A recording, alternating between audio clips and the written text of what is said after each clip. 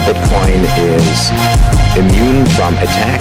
Welcome to the Crypto Show's Digital Cash Evolution. This is a kind of a special edition. We're going to touch on some issues with safety and such for Anarchapulco. There's been a lot in the news lately, basically all over the world, and some of it's right, some of it's wrong. Let's just kind of get into that. Jeff, as far as Anarchapulco goes, are there any special measures for safety, or is there even any need for that, or what do you think? Hey, Danny, good to talk to you. Yeah, it's been a tough week in Acapulco. As a lot of people know, someone in our community, you could say, an anarchist, was murdered. It was actually, as you pointed out, there's a lot of wrong reporting about it. But of course, any murder of any foreigner in Acapulco always gets international press. And this one did as well. And they actually reported he was involved. He was the founder of Anarchapulco, or at least involved with Anarchapulco, which isn't true, as you know. He was running a different conference called Anarchapulco, just so people know. And as you know, he was murdered. He actually was living in quite a dangerous area. Whether he realized it or not, I'm not sure he fully realized it. But that area he was living in, I know, as someone who's lived in Acapulco, is one of the most dangerous areas to live in.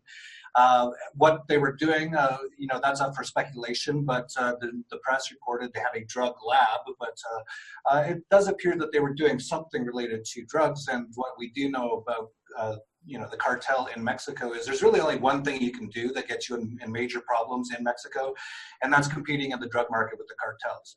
And if that was the case, then it's, that is fairly standard things that happen when you do compete with the cartel in Mexico. So very unfortunate. But you ask about if we increase security or anything like that, it's really truly not necessary because, as I pointed out, unless you're in a bad part of Acapulco, in the drug trade, dealing with cartel people, there really is no problems. Where, of course, as you know, Danny, we're quite a ways away. We're near the airport and in sort of the rich area where all the billionaires live in a place called Diamante. Very secure, very safe, 5-star hotel. We always do have security. I don't know if you know that, Danny. I don't know if you ever see it. We actually have quite a bit of security there every year, just in case. There's really not too much reason to do it, but when you have some cryptocurrency people around, you want to be careful, and we do have always some, security there. There's really I noticed that, like last year, they were at certain times, they were actually keeping people from going on the beach because there were concerns that they'd heard a rumor about something might happen, so they kept people off the beach at night on certain days. They do have a kind of a guard tower out front, or a guard gate, I guess you would say, before you can even enter the hotel. So there's never really any concern about that. Let me play a clip real quick. So we may have actually the most recent audio of John Galton, who was shot. And this is what he had to say about Acapulco and its safety. Experience Acapulco. Yeah, it's right there. So for the Acapulco experience, you guys have been in Acapulco for what, 4 years now? It's 3 years almost. 3 years. So 3 years you guys have been living right there in the center of Acapulco. What can people expect? Safety, because that's the main thing everybody's worried about. Acapulco is the most dangerous city on the planet. Although I guess I've been to Chicago. There is like one neighborhood that I can say of that I would like warn people, I guess, to avoid staying in, and that's just, if you're not on your toes, it could be bad because it's technically the hood, but there's lots of like mansions over there for rent for like nothing, so it's appealing to both, the cartels and the gringos. But yeah, like avoid Coletta, but other than that, like I've walked this city from end to end by myself and never really had fear for my safety. I keep my wits about me, I don't go out dressed, scandalously all by myself and do sketchy things, but it's pretty damn safe here, surprisingly. Yeah, for us at least, it's been the safest city of the size either of us has ever lived in. We really enjoy it and don't have negative things to say about it in that regard. Yeah, that's a big part of why we forked, was just because the city itself is so amazing. It has so much to offer, and Diamante has a lot to offer too. It's different, and people come expecting Acapulco and they see that and they're just like, well, this isn't what I expected. And Diamante is the whether the danger that does occur there is pretty much if you're doing business with the cartel. Yeah, you've got to be, either just going out late at night and being stupid, or doing business with the cartel, or not paying attention and getting in with a sketchy taxi driver, which you can kind of tell that, if somebody's trying to take advantage of you, if you're paying attention, you can tell. Yeah. But it's not any worse than any other city, and I think I had more people try to take advantage of me in just about every U.S. city that I've been in than I have here, so.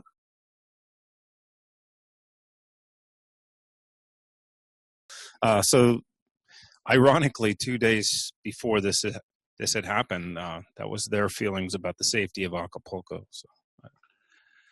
Yeah, I actually agree with a lot of what she said. And actually, I've talked to Lily since this. I've talked to her quite a bit, actually. And she's doing okay. She's safe. And, she's obviously, it's been a terrible few days, but she's doing okay. And she actually said she has no intention to leave Acapulco. She still loves Acapulco. And what she said about being able to walk pretty much anywhere at almost any time and not really have too many problems, that's fairly true for foreigners in general. Really, all that this comes down to is if you're involved in the drug trade in Mexico, you can have major problems. And looks like what happened. Now, if they were involved, how much they were involved, that's up for question. But from what I'm hearing from even some cartel people, that they were suspected of being involved in the drug trade. And when you're suspected of being involved in any way and you're not dealing with them, you don't have their permission to deal in that area or anything like that, that's generally the response. Just another form of government. So they escaped one government to fear another, I guess. Because that's kind of what they were dealing with in the U.S. as well. Yeah, they were going to be kidnapped and put into a cage for 25 years for a very similar sort of thing in the U.S., cannabis-related sort of a thing. All of this was caused by the war on drugs, of course. All the government prohibition causes all of this violence. That's what really makes this also sad.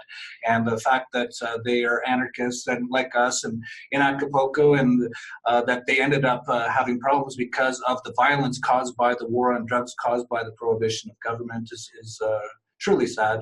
But the safety of Acapulco, I still live in Acapulco. I've been there for 10 years. You've been there. Nothing's really changed. I'll be heading down there. I'll be heading down there on the 9th, driving a big, huge Target. And, but I'm not really worried about that. Also, we were pointing out that Anarchapulco has basically become a festival. And so like South by Southwest is this huge festival, and all kinds of other things will pop up out of that. And this is what you're having now is with Anarchapulco. You have Anarchaforco, Anarch Awakening, and Anarcha, just about anything you can think of, because it's become so successful. And even with what was thought to be the death of Anarchaforco because of this incident, it looks like the community has stepped up and they want to actually hold it in their honor. Are you guys going to have anything kind of like at Anarchapulco to give a nod towards them, or? Definitely, I probably will be mentioning it in my opening speech. It's very sort of important to the community event that has occurred. I do know a lot of people that are talking about carrying on in Anarchaforco, even if Lily isn't able or willing to do it this year. I've seen so many people volunteering to do it. So, yeah, really, this entire sort of thing is just people getting together and celebrating freedom and talking about how we can have a freer world and get rid of a lot of this government violence causing things like the war on drugs, causing all these deaths, all the wars, all the bombs, trying to stop it all and trying to make new systems to make the government systems obsolete. So we're not stopping that. This does not change anything. In fact, in some ways, it sort of emboldens us to continue on, because we're having friends dying because of the war on drugs now.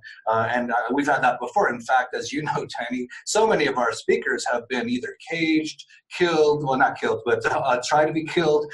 John McAfee's currently on the run. Well, he may be dead. We don't know yet. He may have died years ago. He may have died years ago. We don't know. Yeah, then there's Cody Wilson, who you know well. He was framed there in the U.S., and they come after us in so many different ways. And one of the sad things out there, Danny, that I've noticed is some anarchists are actually like laughing at us, like, "Oh, you guys should have known better" or something. It's like, what? We're out here living the true. We're not just talking about anarchy, we're actually living it. And any little anarchist sitting there on his laptop in the US paying his taxes and bowing down to the police and stopping and showing them his license every time they stop them, they can just shut up, basically. They're not living anarchy. We're out there actually living it. And then, of course, there's a ton of statists all saying, "Oh, this is all, that's what he expected. That was anarchy, what happened." Of course, it's not, so we're under attack by virtually everybody, but we're not stopping. We're going to carry on. And I've heard very few people say that they're not coming because of this. There's going to be over 2,000 people at Anarchapulco, and we're going to do what we do every year, which is have a lot of fun and try to change the world. Awesome. Well, I guess we can go ahead and cut this short. I just kind of wanted to address what, safety in Acapulco, and if anybody had any concerns about that we would address that and just kind of talk about what this was. Is there anything special that people should look forward to Acapulco that hasn't been announced yet, or? Well, we just announced Mortal Technique is going to be our lead musical act. So we're going to have our music night on February 14th, a concert with Immortal Technique, and he'll be the people before him will be Backwards, who rocked it last year, and Elias Clay. She's a great rapper. Things like that. As far as safety, just to reiterate, you come into Acapulco, it's as safe as can be at the airport. There's a ton of military guys there if you think that gives you safety, but that kind of thing. And we're about 10 minutes from the airport in the nicest part of Acapulco. It's really literally where all the billionaires live. Nothing really ever happens in that area. And, listening to that talk with Lily and John talking about that they wanted to keep Anarchapulco in the Bay Area of Acapulco, part of the reason, as a little part, but the main reason was that there's no hotels that could hold Anarchapulco anymore in the Bay. But there was a part of me who kind of wanted to move it to Diamante just to make sure, because we didn't want anything like this to happen. And, that part of Acapulco, there is sometimes some shootings and things like that. It's sort of like Chicago in that sense. And that's part of the reason I'm quite happy to have the event in Diamante, because it's about as safe as it gets. Even the president of Mexico goes to Diamante. Right after us is the Mexican tennis tournament, which is got all the top tennis players in the world all there. Like, this is about as safe of an area as you can get. So anyone out there who's worried about safety, there's literally nothing to worry about. I'm not worried. And as I was about to mention in that recording, I've been to Acapulco multiple times. I've been to Chicago once. I ventured into Chicago on the south side. I got lost and ended up at a stoplight. And the light turned green. I was still looking at my map, and someone pulled up beside me and pointed a gun at me and told me to get my white ass out of that neighborhood. So I haven't been back to Chicago since. Not sure why. I had a similar thing happen in Tampa myself, and very similar. I got a little lost, got a few blocks off the main track, and very similar sort of thing happened to me. And that has never happened to me in Acapulco. It's really not like that. People have all these ideas of what Mexico and Acapulco are like, and there's cartels, and there's gangsters with guns everywhere. It's really not like that. But if you're involved in the drug business in Mexico, you can definitely have some major problems. Yeah, I mean, I guess people can band together and just be a little bit more vigilant. And if you're scared of certain things, I guess just stay away from that. No, just. Yeah, there's nothing to worry about. As I said, we're all in the Diamante area, and it's about as secure. Really, it's about as secure of an area as anywhere in the world that I've ever been. Really, nothing happens out there. It's the government, the cartels, everyone sort of understand. You don't go in that area. That's for tourists. That's for like rich people. You don't mess with that area, and really, you don't. Awesome. Well, everybody check out Anarchapulco at anarchapulco.com and check out some of the pages that are Anarchapulco's Facebook page. And then there's another page called 365, I think, with the same name. And they're talking about what they're going to do with Anarchapulco. If you want to go and pay tribute there, check that out as well. Thanks, Jeff. And I guess we'll talk to you next time. Yeah, looking forward to seeing you, Dan. All right, man.